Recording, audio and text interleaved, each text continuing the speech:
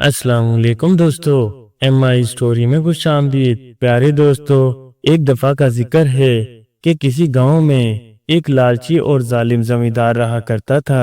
ये अपने मजदूरों को बहुत कम मजदूरी दिया करता था। वो उन पर सख्ती भी बहुत करता था। मजदूर इसके बर्ताव से परेशान होते और अपनी मजदूरी तक छोड़कर चले जाते। एक दिन फसल पक जाने पर जमींदार के सारे मजदूर उसके जुल्म और ज्यादती से तंग आकर चलते बने।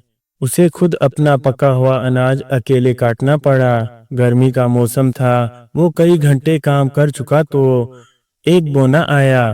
ये बोना असल में देव था, जो भेष बदल कर जमींदार के पास आया था।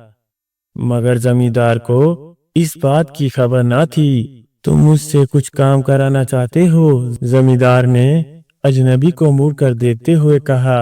हाँ, बोना मुस्कुराकर बोला, मैं भी काम ही की तलाश में हूँ। जमींदार ने अफसोस करते हुए कहा, मगर तुम तो बहुत छोटे से हो।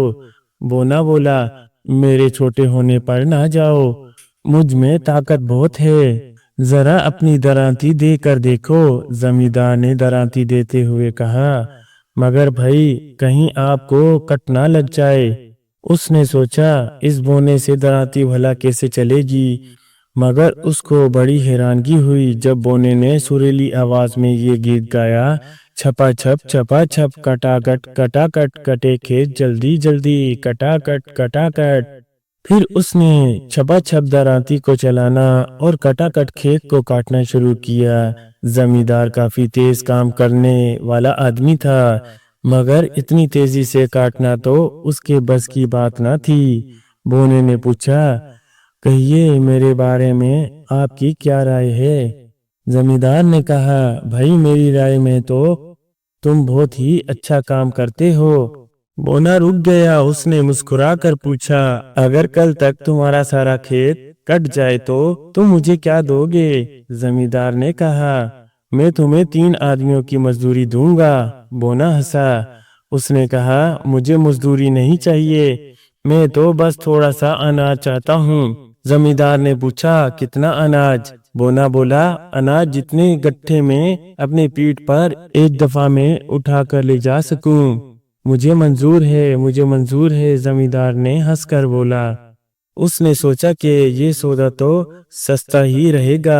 बोने ने कहा, शुक्रिया। फिर उसने वही गीत गाया, छपा छप कटाकट कटाकट कटे खेत जल्दी जल्दी कटाकट कटाकट। बोने ने गाते हुए छपा छप दराती चलाई और कटाकट खेत काटना शुरू कर दिया। बोना अनाज काटता जाता था और जमींदार उसके गट्ठे बांधता जाता था। फिर भी वो उस अजीब बोने का साथ ना दे सकता था।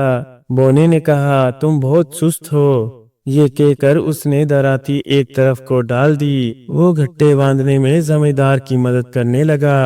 जितनी देर में जमींदार एक गट्टा बांधता, बोना 6 कट्टे बांध देता था। फिर इसने वही गीत गाया, छपा छप कटाकट कटाकट कटे खेत जल्दी जल्दी कटाकट कटाकट। दराती उठाई और कटाकट खेत काटने शुरू कर दिया। जमींदार थक गया था। उसे आराम लेने के लिए लेटना पड़ा।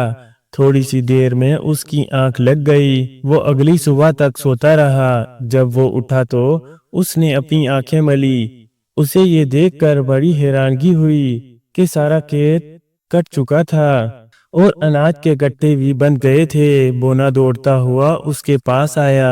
उसने कहा, मैंने अपना काम खत्म कर लिया, तुम्हारा सारा अनाज कट गया, अब मेरी मजदूरी दो। जमींदार ने कहा, तुमने तो कहा था कि मुझे मजदूरी नहीं चाहिए। हाँ, तुम्हें अनाज के इतने गट्ठे मिलेंगे जितने के तुम एक दफा में अपनी पीठ पर उठाकर ले जा सको। बोना बोला, ठीक है, मैं भी यही चाहता हूँ और अब मैं अपने गट्टे इकट्ठे करके ले जाता हूँ। जमींदार ने कहा, बेशक, जितने गट्ठे तुमसे उठ सकें ले जाओ। बोना बोला, शुक्रिया। ये कहते हुए वो उस काम पर जुट गया। उसने नरकल का एक बड़ा सा रस्सा बना लिया। ये इतना बड़ा था कि आधे खेत तक पहुंचता था। फिर वो उस रस्से में गट्ठों को ढेर लगाना शुरू कर दिया।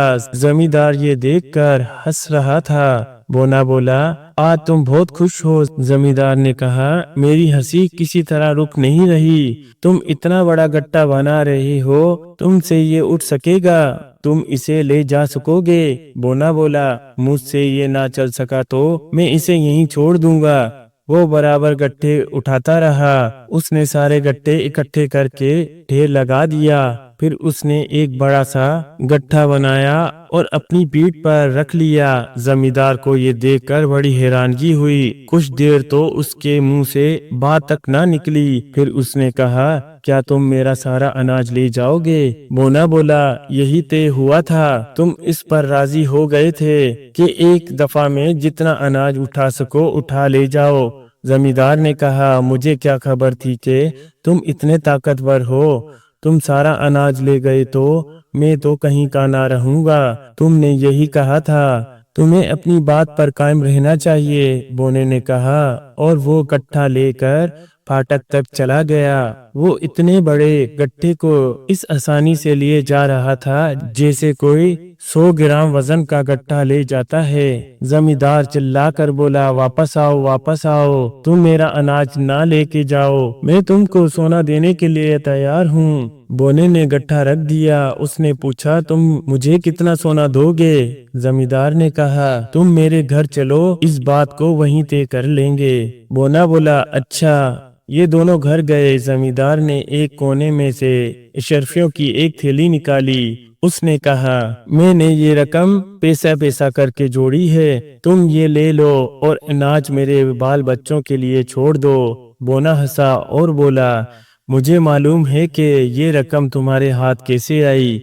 तुमने अपने मजदूरों पर जुल्म किया, वो घबरा कर भाग गए और तुम्हें मजदूरी तक ना देनी पड़ी। पिछले 10 साल में इस तरह जो रकम तुमने बचाई है वो गिन दो, फिर मैं तुम्हारा अनाज नहीं ले जाऊंगा। जमींदार ने पूरी रकम गिन दी। बोने ने कहा, खबरदार, अब किसी मजदूर पर सख्ती ना करना, वरना मैं फिर आ धमकूंगा।